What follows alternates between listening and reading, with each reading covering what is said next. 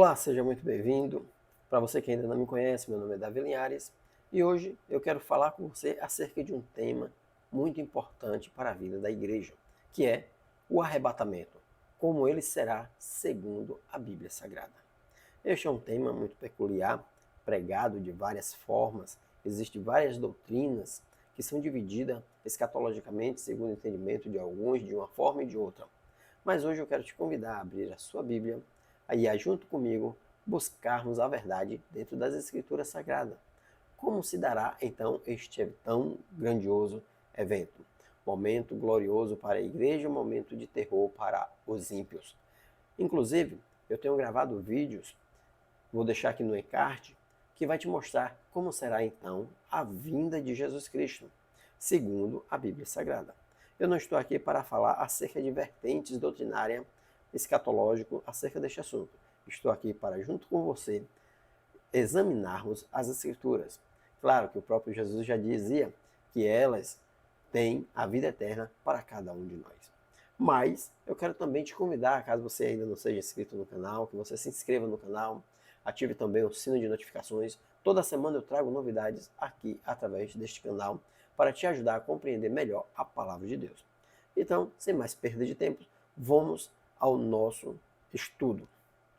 E aqui eu quero compartilhar algumas passagens bíblicas com você. E a primeira passagem bíblica que eu quero compartilhar com você é a promessa do próprio Jesus. Antes de Jesus partir do mundo, e quando ele conversava com seus discípulos, muitos dos seus discípulos estavam ali se entristecendo, de tanto Jesus dizer que seria necessário com que ele fosse embora, que ele iria morrer, que ele iria ser crucificado. E nessa questão, Jesus ele deixou os discípulos preocupados, mas Jesus ele trouxe uma palavra de ânimo e uma promessa que serve até mesmo para nós nos dias de hoje. Afinal de contas, nós também somos discípulos dele. E é no livro de João, capítulo 14, a partir dos primeiros versículos, Jesus ele começa a dizer para o seu povo, e esta palavra é para mim, é para você, e que diz assim: não se turbe o vosso coração, credes em Deus, crede também em mim. Na casa de meu pai há muitas moradas. Se não fosse assim, eu vou-lhe teria dito: vou preparar-vos lugar. E quando eu for preparar lugar, virei outra vez e vos levarei para mim mesmo, para que, onde eu estiver, estejais vós também.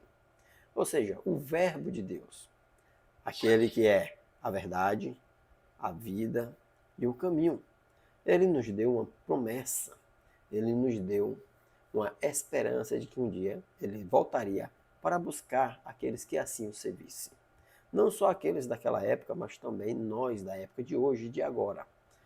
Mas antes dele voltar, há muitas coisas para acontecer e que irão se concretizando com o passar do tempo. E no dia e na hora certa, já determinado por Deus, ele virá. Mas como será então esta vinda? Vamos analisar aqui de forma simples e objetiva.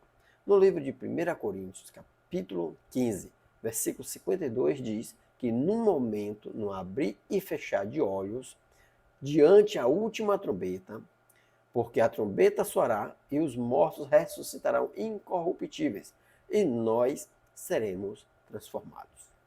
Ou seja, quando Jesus vier buscar a sua igreja, todos que tiverem morridos de acidentes, de doença, de perseguição, não importa a causa da morte, se estes morreram em comunhão com Deus e fizeram conforme a vontade dos ensinamentos de Jesus e de Deus, então estes serão ressuscitados.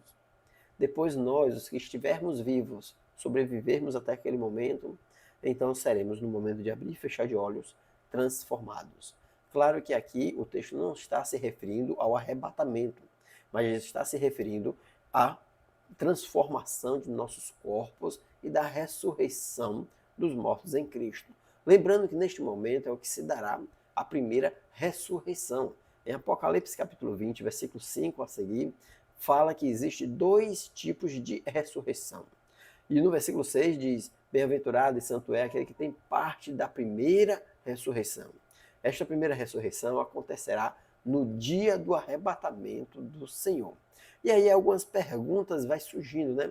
Haverá então duas fases para com que isso venha a acontecer? A Bíblia ela não fala de duas fases.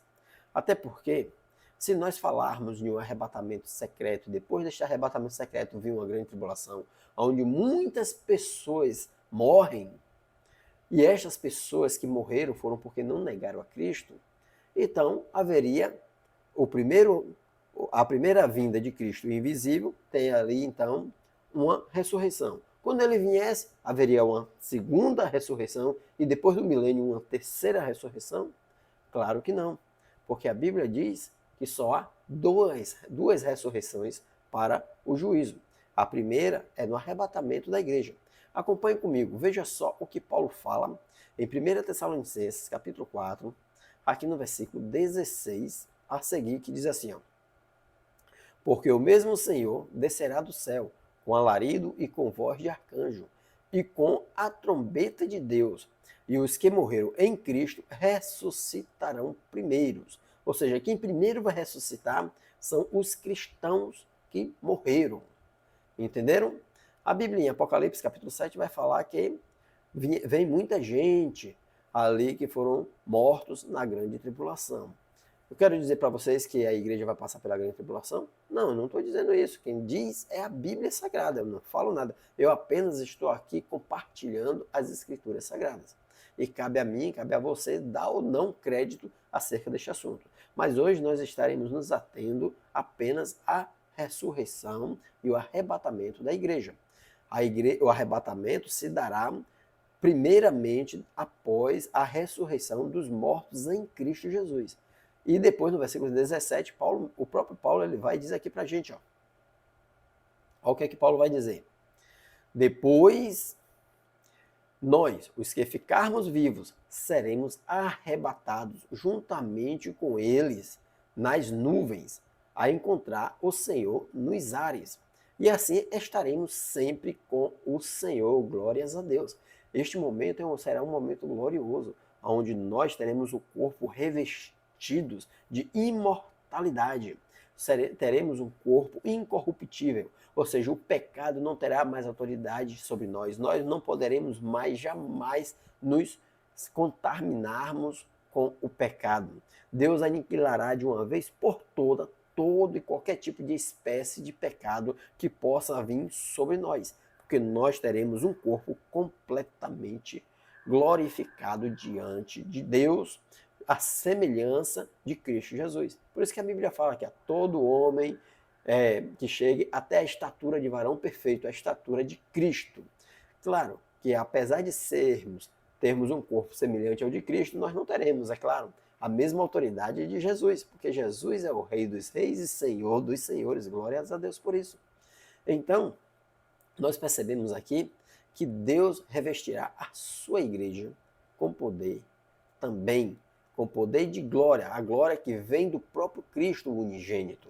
Agora, Jesus, ele sim tem todo o poder e toda a autoridade, onde nós iremos adorá-lo. E quando vai acontecer, então, este arrebatamento, esta transformação de nossos corpos, vai acontecer especificamente na vinda do Senhor Jesus Cristo. Eu quero compartilhar com você as palavras do próprio Jesus.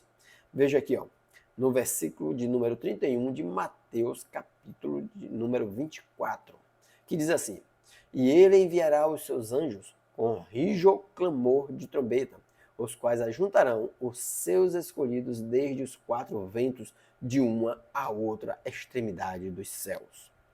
E aí você pode se perguntar, sim, após Jesus tirar o seu povo da terra, ressuscitou os mortos em Cristo, os crentes que estavam mortos, dormindo no pó, foram levantados, os vivos foram transformados e agora se encontra com Jesus nos ares, ao qual ele mesmo dá ordem aos seus anjos para recolher os seus povos dos quatro ventos de uma a outra extremidade dos céus. Perceba que não está mais na terra. Veja o que o versículo fala, ó. Extremidades dos céus. Isso significa que a partir do momento em que nós recebermos um corpo transformado e os mortos que já ressuscitarem um corpo glorificado, com a glória de Cristo que está sobre as nuvens, nós flutuaremos até as nuvens. E a partir deste momento nós seremos reunidos em um só lugar ao redor ou próximo de Jesus. E é os anjos que vai fazer isso, pela ordem do próprio Jesus Cristo. Depois que ele fizer isso, então ele vai enviar com toda a sua autoridade, com toda a sua fúria, todos os castigos sobre a terra. A terra passará por um período de purificação.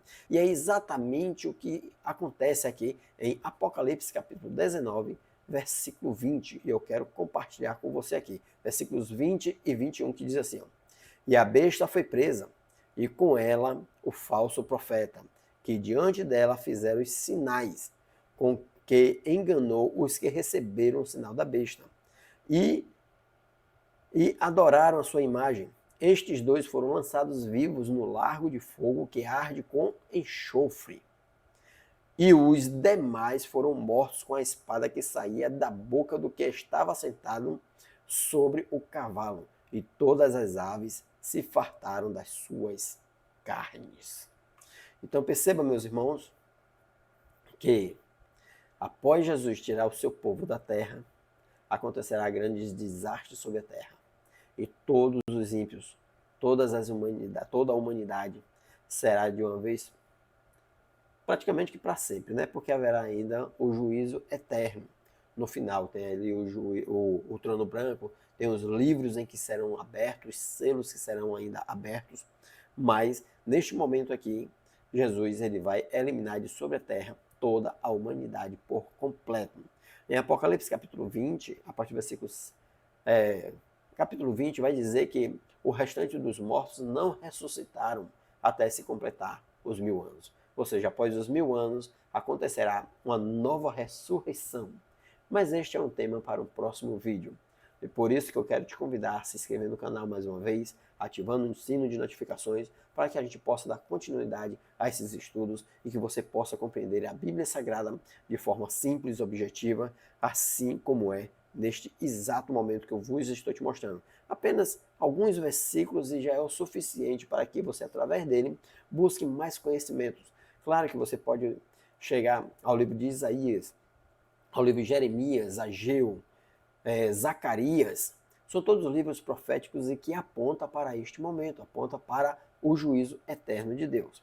Então, leia a Bíblia, examine-a, não seja enganado pelos maiores e diversos pregadores.